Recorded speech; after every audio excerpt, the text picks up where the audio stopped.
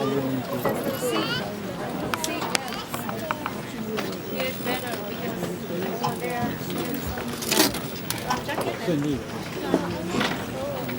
friends and family, thank you for joining us today as we, the class of 2014, finish our high school careers and embark on whatever journey life has planned for us.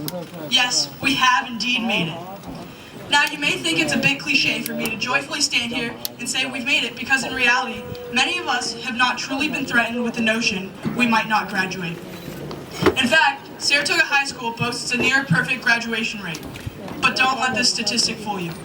For not everyone who should be graduating with us today is going to get the opportunity to walk onto this stage. For those of you who may not be familiar with Abby Leslie's story, Abby was 11 when she was diagnosed with brain cancer. She was a hockey player who knew how to smile and make others happy.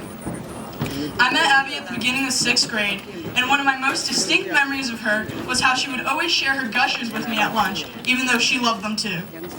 That's just the kind of person Abby was. She truly cared for others and wanted others to be happy. When Abby passed away during spring break in 2008, it had shocked me.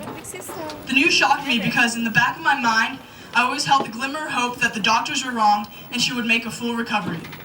She had already beaten the odds once and made it to her 12th birthday, but looking back, I realized how naive I was. Abby hadn't been to school in months.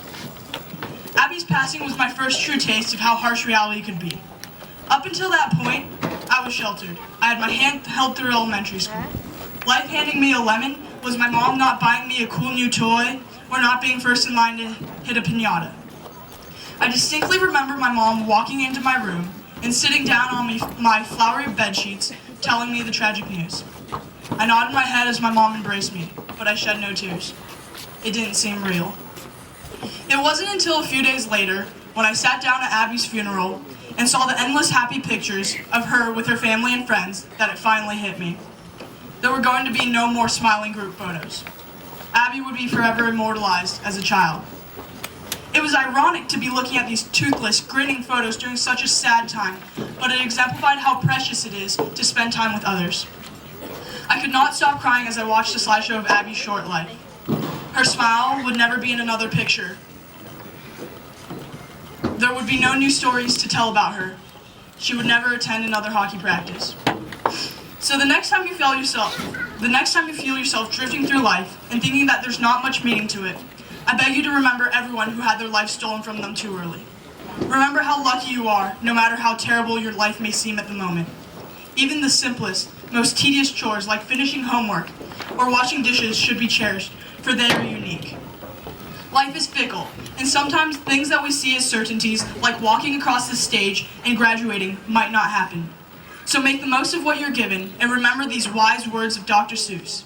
You have brains in your head, you have feet in your shoes, you can steer yourself any direction you choose. Thank you.